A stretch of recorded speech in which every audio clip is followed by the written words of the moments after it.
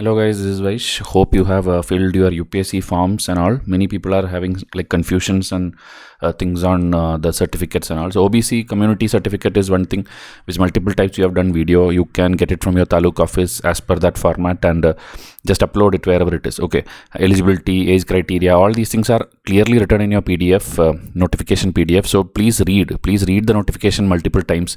Check the application form. This time it is very user friendly and you can simply fill it. So just take your time and do it one by one. It'll all get completed. Okay, fill everything honestly. Simply don't put unwanted junk and all, because later for your interview and all, they will ask questions from what you filled only. So please put the correct data and refer as many YouTube videos you want from any channel and clear all your doubts and then only fill the form. Okay, there is no hurry, because again for one more week it's there. And about newspaper reading and all, you have to subscribe to any newspaper nationally and you have to read it. Okay, but we will try to do more articles from multiple newspapers and even link it to static. That is why you have to watch our daily episodes. Okay, like today we will discuss the Maha Kumbh Stampede incident happened. Around 30 people died and more than 60 people injured. And then USA's withdrawal from the Paris Agreement, that we will discuss. Then White Revolution and White Revolution 2.0 static part for today. Then ISRO's 100th launch, NAVIC system, again static part for today.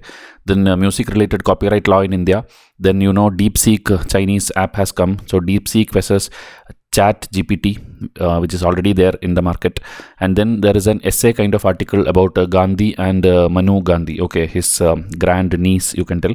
So about that philosophical kind of article is there. Some points are interesting, so that we'll discuss. Okay, so like this, if you see GS 1, 2, 3, 4 and the essay daily and the prelims also daily, you are going to learn unlimited things in this for next 500 days. That is why I did not do it for like 100 days or 20 days and all.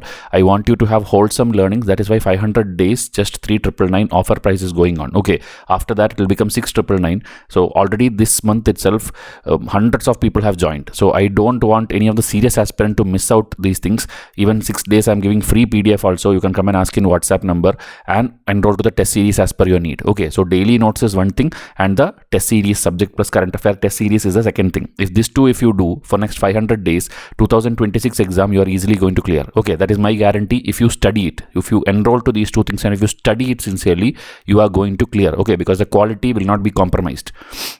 The same topic you can go and check other coaching class how they are giving and compare with mine, and then you will understand the quality. What Vysh IAS gives is nowhere even matchable. Okay, that much guarantee is there, and lot of questions next year also will come from our test series and notes and lectures. Okay, so the first article, the deadly stampede which happened at Maha Kumbh. So January 29, yesterday, stampede occurred in the Prayagraj region, because people all go there for that Amrit Snan or the dip in the Sangam, you can tell, and you can take that dip anywhere actually in Gangas, any ghat you can take it, but people go to that exact point, the main point of Sangam, where the confluence of Ganga, Yamuna, Saraswati is there, where the main ghat is there or the main arrangement is there. There everybody tries to rush in and the barricade was collapsed and pushed and people like 30 people were killed. Okay, so it keeps happening every year, every time when Kumbh happens, some or the other we come to know. But this time, even after this much arrangements, this much technology, this much everything, the people should also have a kind of little bit of civic sense. Okay, because there are people who purposely create panic situations. They jump over the barricade, they jump over the bridges, they don't follow rules, they don't listen to the police telling in the speaker. So it happens everywhere. Okay, everywhere a major gathering is there. That with this kind of gathering where crores of people are coming, it's very difficult for the authorities also. Today, one police officer also has died as part of the stampede. So that is why people have to have their basic civic sense. You are going with your families. There are children, there are women, there are old people. So you have to take care that you behave properly when you are in a crowd. Okay, whoever, in case you people are planning also, follow the rules, follow the instructions what they give, and don't rush just because you have maybe only like today's day and tomorrow I have to return back. So don't hurry that. Everybody has come with the same intention only. So go with that civic sense and the devotion, everything you go properly. Okay.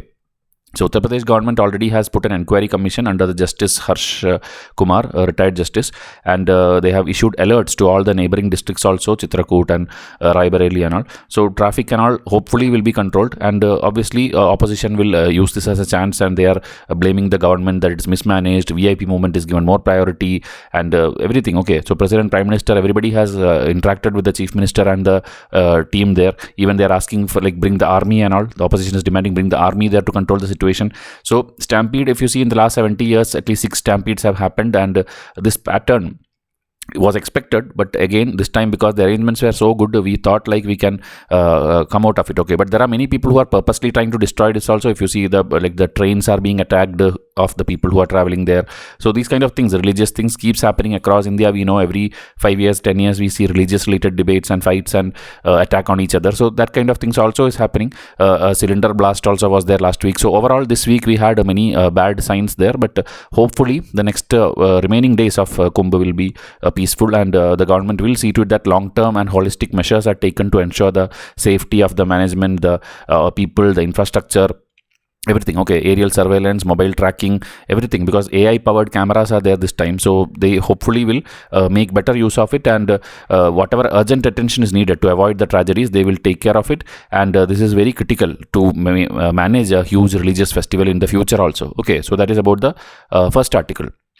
Second article, US officially exit from the Paris climate deal. Okay, you know, like basics, I hope you know, UNFCCC, that is the framework for climate convention. This one will every year have a meeting around December time, which is called COP. Okay, COP is Conference of Party. This COP is just a general term, okay, because like suppose there is UNCCD, the desertification program, they also will have their own COP, like COP 1, COP 2, COP 3. Every year they'll have a meeting. So now around COP 29 or 30 or something of the UNFCCC has reached. Same like that, we had a Paris COP which happened many years back. Okay, so that is the time, that is in 2015, the Paris summit, when it happened, the COP of UNFCCC, they had a Paris agreement where they agreed that we should limit the rise in global temperature to well below 2 degrees Celsius above pre-industrial level, that is the prior old industrialization kind of level, and at least try to bring it down to 1.5 degree increase from that level. This is a huge ambitious thing because it's very difficult. And how it will work, it's not like United Nations is going to give the rules. Each country individually will set their own target, and that is called the INDC, or the Intended Nationally Determined Contribution. Even India has submitted and it's regularly submitting their NDC, in which we will tell by like 2030 we will eliminate this much, by 2040 we will do something, by 2050 we will do something. So everybody has given their targets. Okay, so it's like target for reducing the carbon footprint and reducing the greenhouse gas emissions. So USA, because it's the world's richest nation, and also the one who, like from 1770s itself, they are independent, and from that time industrialization is going on. They have emitted almost 50%, or you can tell half of the this is smoke and carbon and everything in the industrial era. So they should ideally take more responsibilities. They should ideally provide more financial power also and technological sharing to the other developing nations, and that is their role, because they have the money and everything now, and other people are trying to develop now. They have to ideally do it. But historically, you know, 1992 to 2005, US emissions have steadily increased, and political resistance is also there, and because of which they never join any protocol. Whenever, like previously also in an earlier UNFCCC, there was a Kyoto Protocol, okay, which in Japan they decided. So that also USA remained like away, okay. And then that time it was binding commitment also. But now it is a voluntary contribution. So USA thought like, okay, now it's like voluntary, we can set our own target. So they were ready there. They were actually part of the Paris climate. But Trump, whenever he comes, he will tell that always USA is in a disadvantage, because he also is a right-wing nationalist who will always care about America first. His logo, his motto itself is America, make America great again. Okay, so because of that, he will tell we have unfair disadvantage. Our money is going, our money you are using. You are favoring China, you are favoring others. Like that, they will fight. He will fight with United Nations, and he will usually withdraw from everything, from WHO, from UNESCO, from anything. Okay, so now if you see the pattern also, if you see Trump is a Republican leader. In USA, there are only two parties. One is Republican, the red color one, and the Democratic, the Obama party, which is the blue color one. So whenever Democratic comes, it's always like weak commitments are given in any of these forums. And whenever Republic comes, it is always directly withdrawing from there itself. So that is the usual pattern which we see in the American polity. Okay. So global leaders also, now after hearing that America is going out of this, they are criticizing this and telling like you are hindering the progress, because without your funding and technology sharing, we cannot achieve this huge target of Paris climate change, whatever we decided. And it is like now increased burden on the developing nations. So countries altogether might be pressured, because the decarbonization and all will be like higher targets for them, because America has stepped out. So strategically what they should do is they should not get afraid of this. They should not feel like USA is gone and now it's very difficult. You should continue with their own INDC itself, and that way slowly at least we'll reach some progress. Okay, and maybe later Trump also will feel like let us again join it back or something like that will happen. So we need require like a political will. We need to work collectively, even though US is not there, but we should encourage USA to re-engage. And in Brazil also in COP30 they are emphasizing the same thing. USA's withdrawal has complicated the efforts to limit the global warming, but also it is giving opportunity also. You should see the positive side also, that now because US is not there, the second richest country China or maybe India, Brazil, we should all play major roles and not let like be too dependent on USA. Okay, so despite the US withdrawal, other people, EU, UK, Canada, all have reiterated their commitment. So that is a good sign. Okay, so you should not over depend on USA, and the remaining people try to somehow achieve the targets. That is the second article. Now about White Revolution and its history. So, a person called Verghese Kurian, he is the like father of our milk revolution and all, White Revolution. So he is the one who made India the world's largest milk producer because of the missions which we did from the 1950s, 60s, 70s and all. So it is to enhance our nutrition level also, and also to support the rural livelihood. So milk, obviously it is a vital source of protein, calcium, other micronutrients and all, and we need it for our like daily diet, right from a childhood, right from a baby, we need milk. Okay, so regular milk consumption is also associated with reduced rate of the stunting and underweight and all. Stunting means your height is small, like your age is high but your height is still small. Okay, that is called stunting. And underweight, lesser weight. So this and all can reduce if you give milk regularly to Indian children who are like aged 6 months to 5 years. So disparities, if you see in milk consumption, one is economic. Okay, meaning the people who have high income, they are the one obviously consuming more milk compared to the people who are in the lowest income bracket. Then we have the urban-rural divide also. Urban household obviously will consume 30% more milk per capita than the rural household. Then there is social variation also, social and regional. Scheduled tribe household consume about 4 liter milk less per capita compared to the general category household. And state-wise also, if you see, Rajasthan, Punjab, Haryana and all, they consume more dairy products. Okay, in their even breakfast and all, they have their milk related drinks and all these things. So they have huge thing compared to the eastern states who have lower consumption. So these numbers you don't have to by heart, like how much gram, how much this and all, but at least this basic disparities you have to list down when you have to tell about the milk consumption across India. Okay. So affordability also, there is an institute called National Institute of Nutrition which recommends a daily intake of 300 gram of milk for an adult. Okay, who is sedentary adult, meaning you are not having much movement and all. If you are consuming, you have to have 300 gram of milk. Okay, but achieving this kind of recommendation would require 70% of the Indian household to allocate at least 30% of your monthly expense in milk alone, which is financially challenging.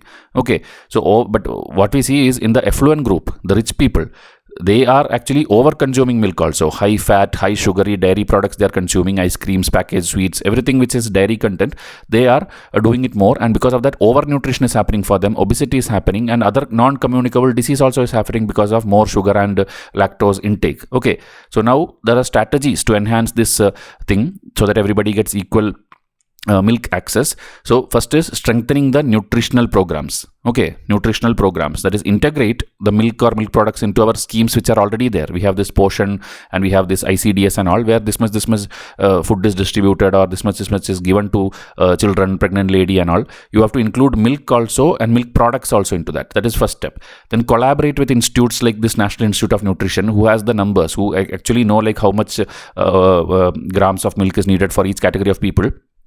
You can collaborate and then you can get a better distribution network. Okay, then states like Andhra, Gujarat, this and all, where already milk is being provided, you have to now just guide them on how much quantities you have to give, because quantity is insufficient, even though they are included milk in their many programs, but their quantity is not sufficient.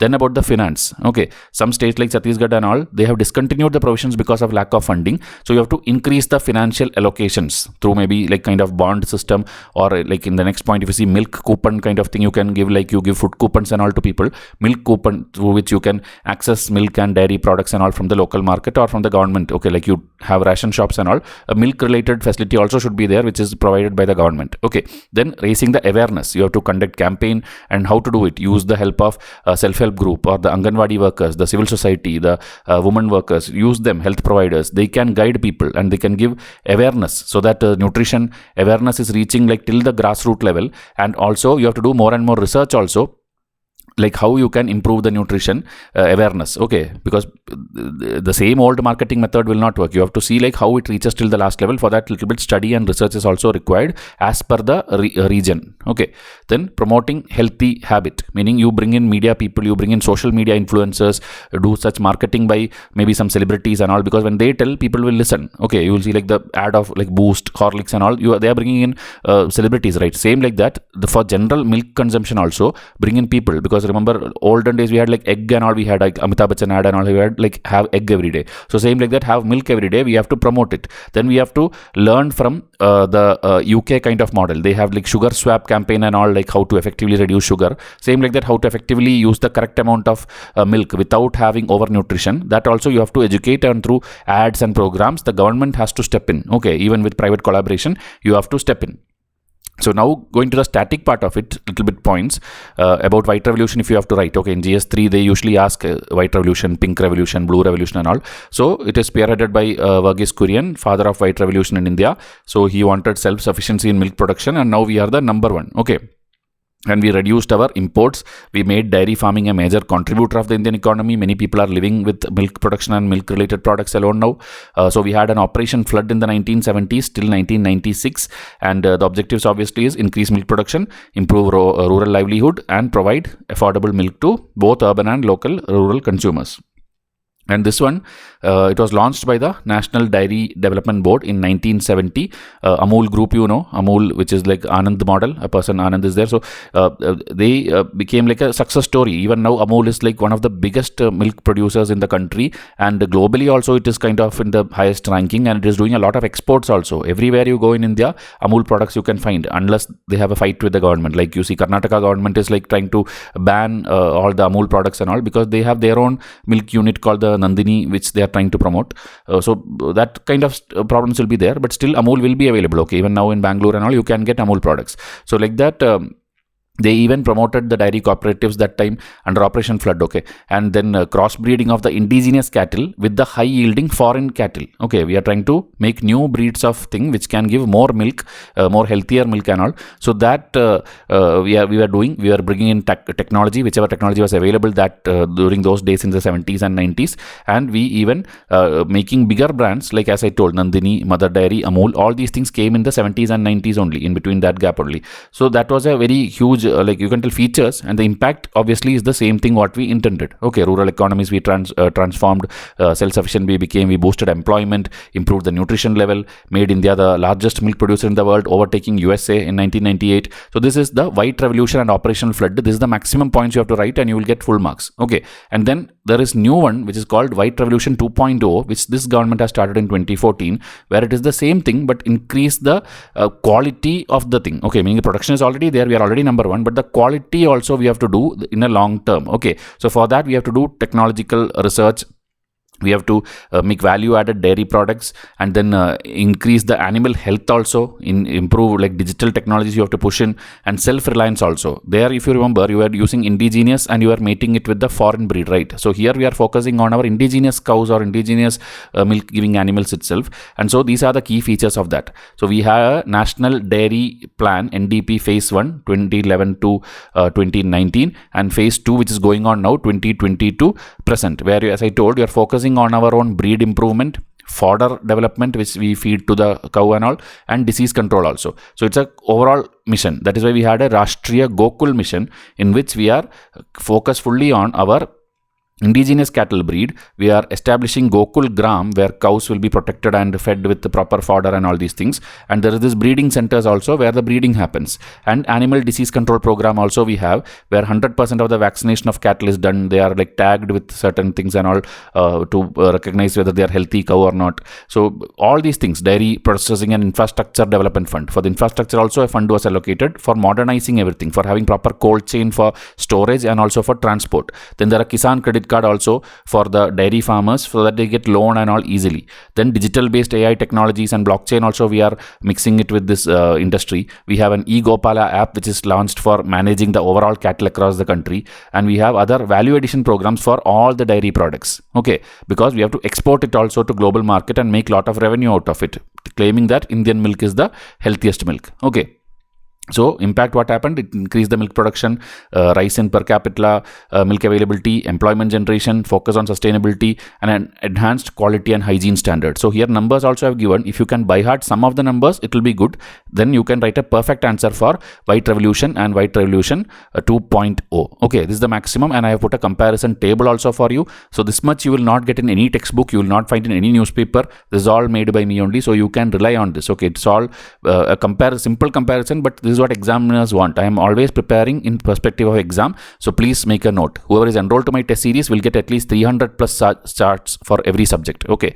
Like history itself, around 80 charts of history, around 20-30 charts of economy, 20-30 charts of polity, at least 40-50 charts of geography. Like this you will get 300 plus charts and cards for every subject, and this will be, as I told, more than sufficient. So please talk to me, book the call, and then decide you want 25 or 26.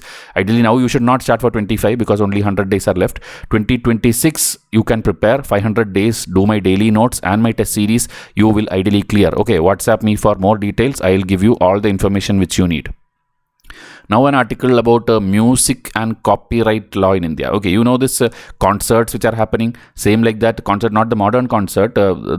In South India and all, we have this Carnatic music festival, and that kind of sessions keeps happening. Okay, they are very big people who promote the Carnatic kind of thing. So classical Indian music, you know, like traditionally they have many things. They have even sing the, like repeatedly they sing the songs of older big musicians and all in their own style. So here actually in India copyright doesn't apply, but now in the modern context and all, where all the laws are being strengthened and all, as I told, there is a general belief that copyright law doesn't apply to Carnatic music, and now it's being questioned.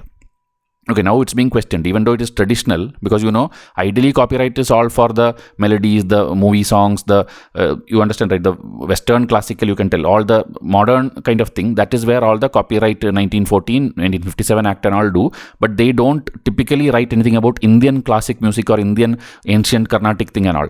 So should the music follow the law, or should the law adapt to music? That is the question which is being raised now. Okay, so composers and, you know, different rights which are currently there are like composer and lyricist right is there, like whoever writes it or whoever composes that song, they have like 60 plus years, like lifetime plus 60 years of the copyright thing they have with them. Then there is a mechanical right, like the one who is recording or one who is releasing the song and all, they can use it for 60 years. Then singers and musicians, they have like, they will get royalty whenever their song is used somewhere, okay, unauthorized way, without permission if you are doing. So like that, there are some rules, so you don't have to by heart all this.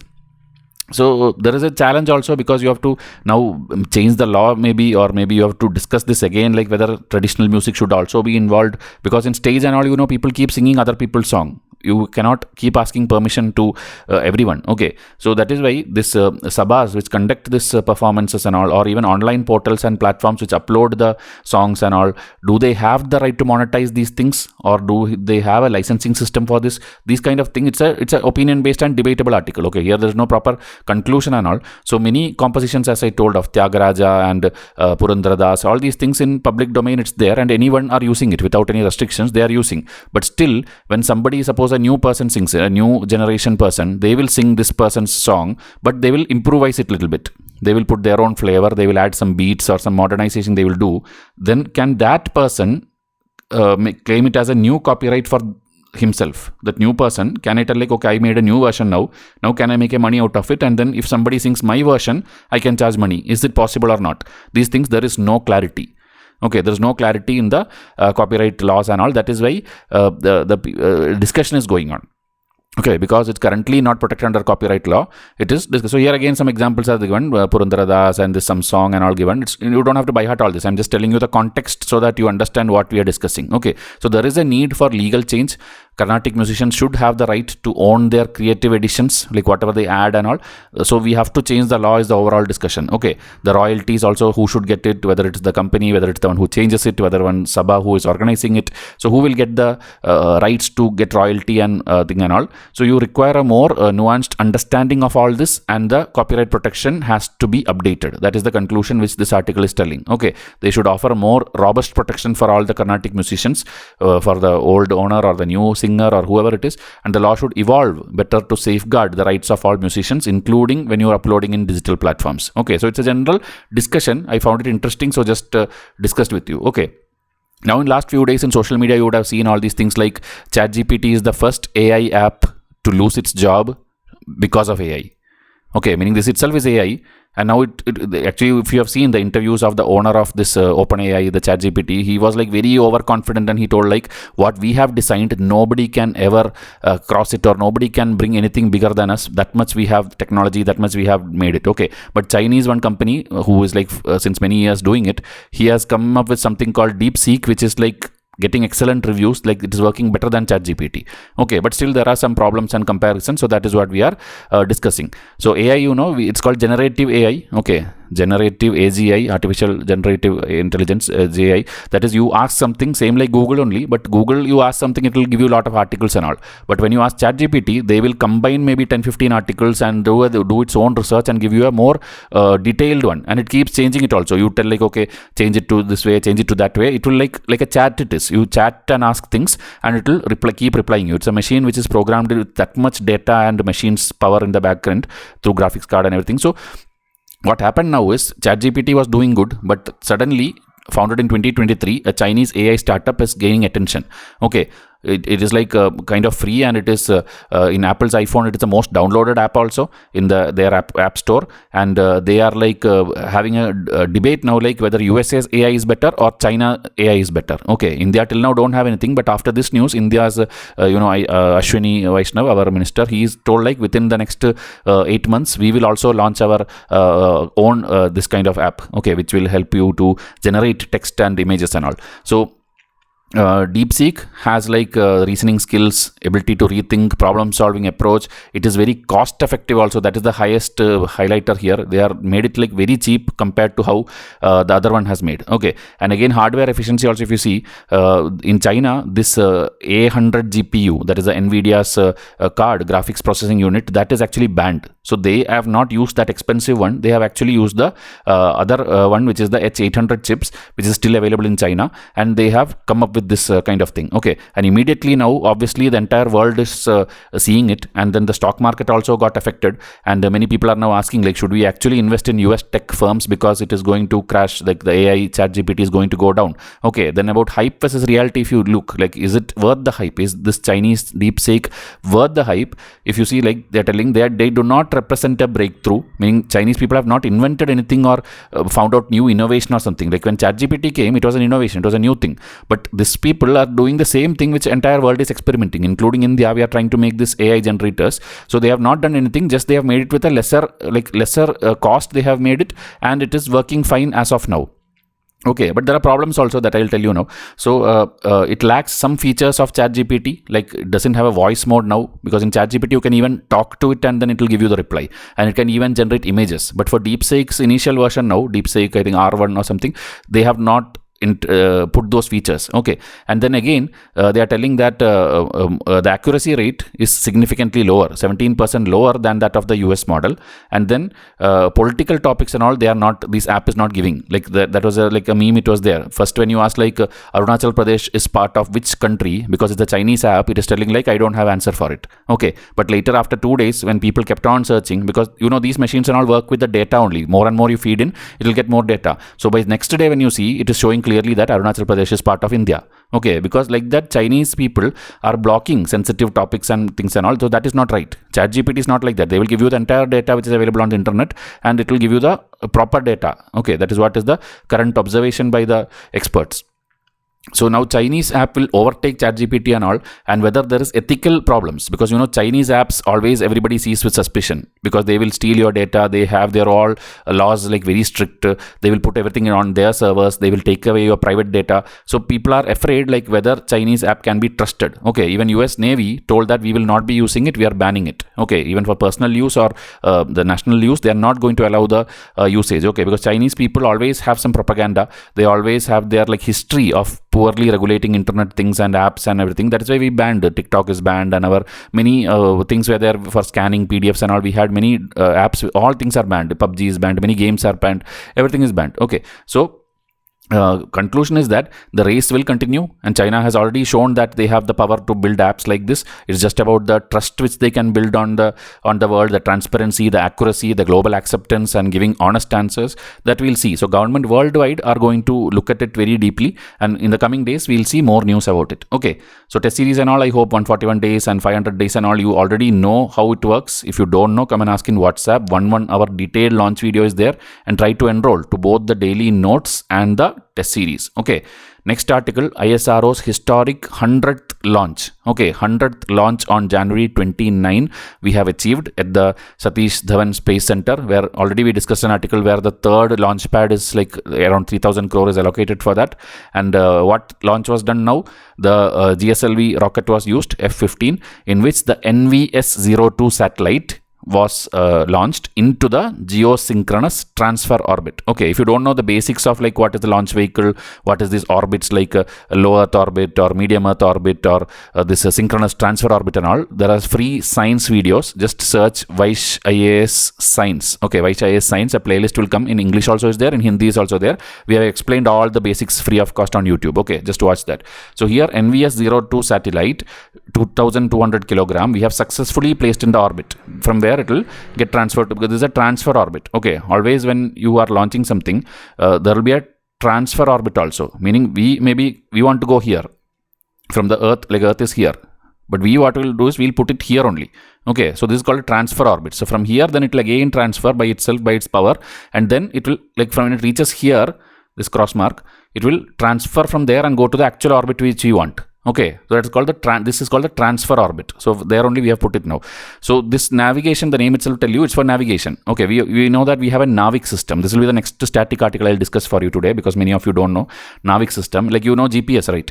You have GPS, which is the US one, and it's a global positioning system we are using in all our like map and everything, traveling, navigating we are using. So same like that, India is making our own navigation system, but the difference is this is global. India's is regional, meaning it cannot be like the entire like American map and all you cannot see. It is only for the regions in and around India and the neighboring countries and all, up to I think 1,500 kilometer. So that also UPSC prelims question already came, in which they asked like one statement was NAVIC will give the global this range up to 5,000 kilometer or something, which is wrong. Okay, it will give only up to 1,500 kilometer navigation. So that is the basic things which UPSC ask. And also NAVIC system, they are equipped with this atomic clock and all, which gives accurate position and accurate timing and all. So that later also when I discuss NAVIC article, you will understand better. Okay.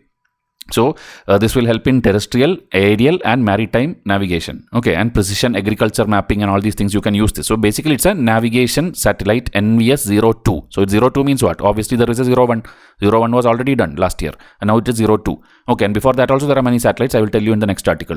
So ISRO basic history, if you see, 1969 we did it. We established it for both domestic launches and international launches. Now 100th mission we have reached, and that's like it's a very good thing, but now we have an ambitious target that this many years we did only 100 launches, but in the next 5 years we'll do 100 more launches, meaning it will become 200 launches within next just 5 years. Okay, so that shows the commitment and the willpower of the ISRO scientist and the government who is funding it. So ISRO's first launch, if you see, it was about putting a satellite called Rohini technology payload at the SLV. That time the launch vehicle was called SLV-3E10, but it actually failed. It was like partial successful, you can tell. The mission was handled by Abdul Kalam, who later became our president. And then the 1979 mission, they again did it in 1980 in this E2 mission, in which they successfully placed the Rohini satellite in the orbit. Okay, just static part about our ISRO and initial launches. And the launch pad, as I told, Sriharikota in Andhra Pradesh, there now the third launch pad is also going to come.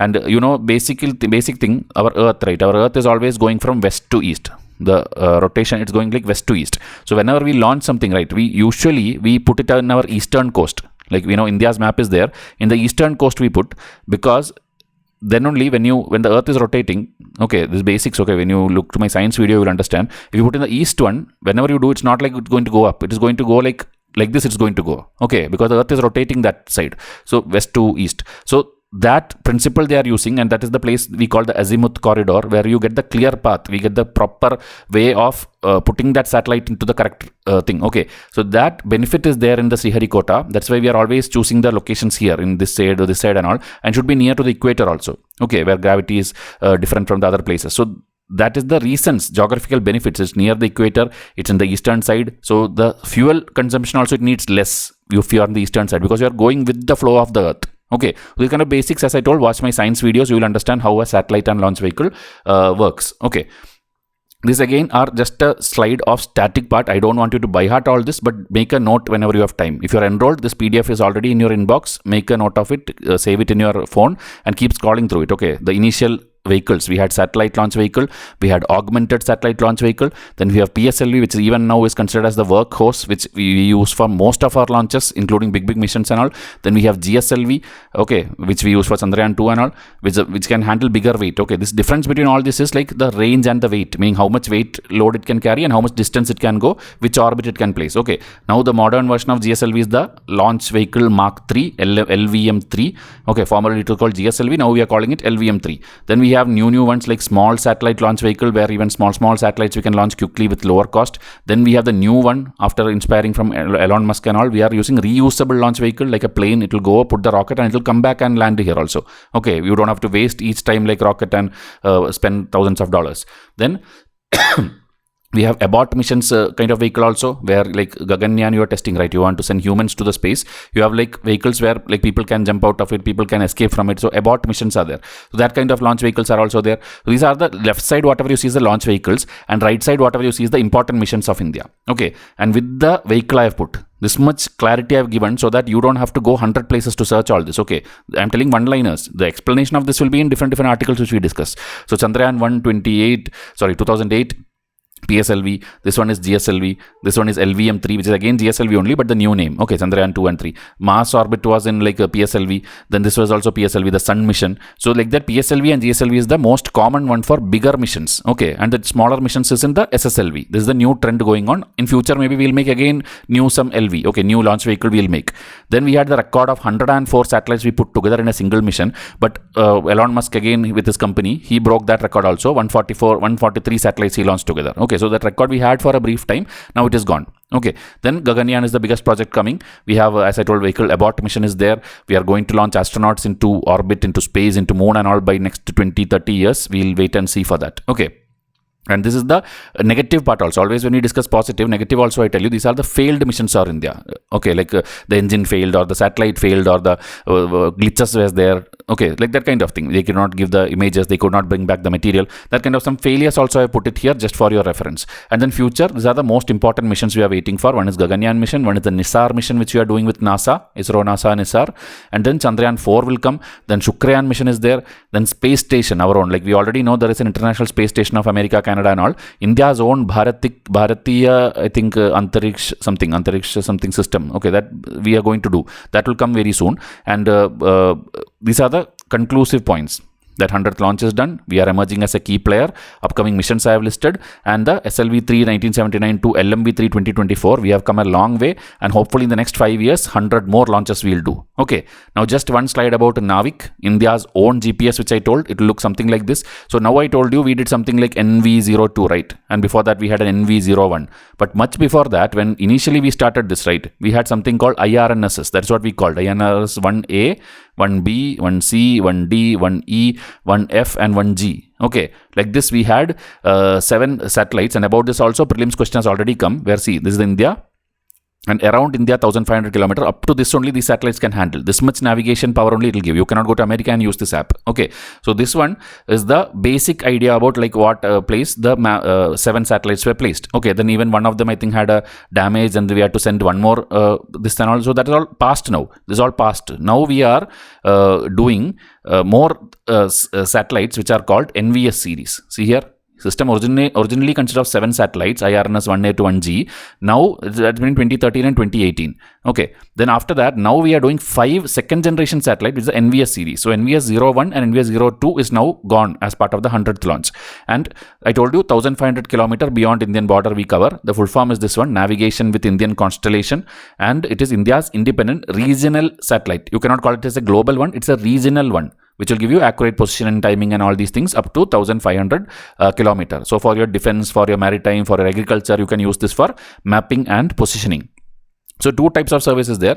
One is the standard positioning services, that is for civilian use you can use, and then there's the restricted one, which is only for the military use. Okay, and comparison, if you see, GPS is USA's one, and like this, try to find out. Okay, Russia has one, I think, called GLONASS or something. Then European Union has something that also it's starting with G only. Try to find out what is the name of European Union's global thing. That's all global. Okay, China, Japan, India, and all, they have a little bit regional kind of system. So that also try to find the name. Okay, what is the name of the regional systems of those countries? So NAVIC is a Make in India thing, critical for our operations and everything. And I told atomic clock is being used. NVS 1 already we had one. Now the second clock we have sent it through the NVS 02, and it will be used for all these things: disaster management, vehicle tracking, railway safety, military operation, geo data collection. All these things you have to use in your exam. Okay, smartphone and wearable device.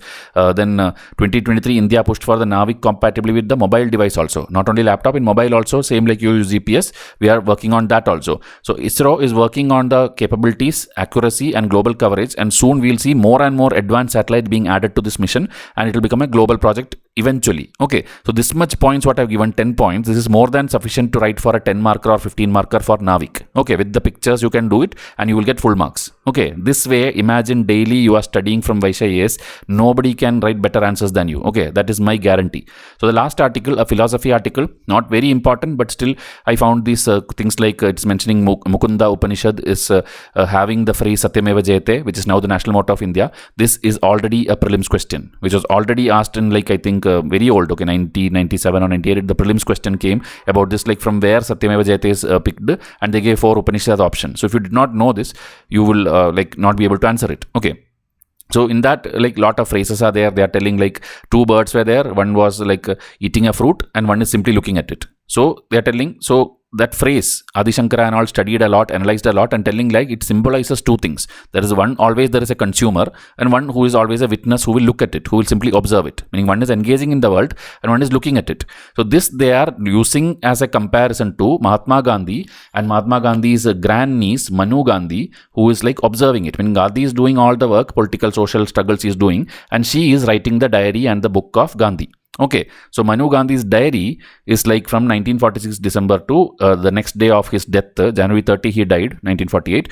Till next day, if you read it properly, you will get all the struggles and the routine and everything which he faced in his final years. That is what the essay is going on. So if you have to write essay, this is kind of a model, okay, which you can follow.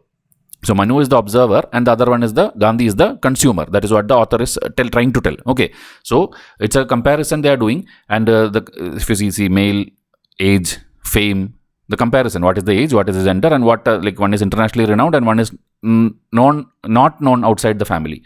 Okay, but still, because they have deep connection, they are always walking together, they have family connection, they know better, she knows better of like what Gandhi is going through. So the final days and all the visitors, if you see, all the big people have come to visit him, and then discussions were about partition, refugee crisis, communal violence, India's transition to independence. All these chaos was there, and so Gandhi was deeply unhappy, and despite all the national crisis, he remained committed his personal discipline. You know, he always does his own thing, like wearing khadi or cotton spinning, writing for his Harijan magazine about the marginalized people, resolving internal disputes within his own circle between, like, maybe Subhash Chandra Bose is there or Gandhi is there, Ambedkar is there. They all had conflicts with each other, so that he was resolving. So this all things in Manu's diaries, writings, you can get to know. Okay, and she was like you can tell, a caretaker to Gandhi. Even Gandhi mentioned Manu as his own like nurse who will take care of his diet, sleep, health, hygiene, washing clothes, cooking meal, giving massages. All these things is written, and she herself went through a lot of physical issues of fever, stomach issue, fatigue and all, because Gandhi's routine was very demanding. He had to attend meeting after meeting, or his lifestyle is such a way that she had to go through a lot of physical hardship. Okay, to Mountbatten, Gandhi has told, I am not only a grandfather to her, but also a mother. I wish to cultivate the ideal that even man can be a mother. Okay, so this context and all, or this quotes and all, you can use it in your essays, because Gandhi related one essay every year comes. Okay, at least one quote will be there about Gandhi. So I'm just giving you some pointers through this article. Okay, and Nehru also, they are telling like his feet on Nehru's lap and head on Manu's lap. They were like once traveling in a vehicle or something. So this is like a holy picture showing like how Gandhi is connected to both Nehru and Manu Gandhi. This is in 1947 after the partition meeting and all, after the meeting the partition refugees and all. So in the final day also, after the death, what she has written, she attended the cremation. Then Sardar Patel was the one who pacified her and somehow tried to bring her out of the grief. So with Gandhi gone, Manu too disappeared from the public eye.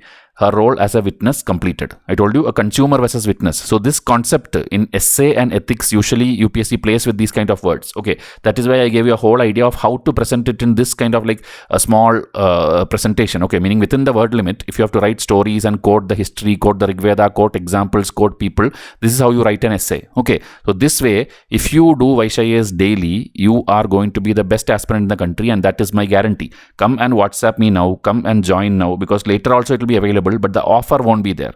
Okay, and later you will regret. So I hope serious aspirants are already connected with me and you are going to clear the next attempt. Okay, I'll wind up this video.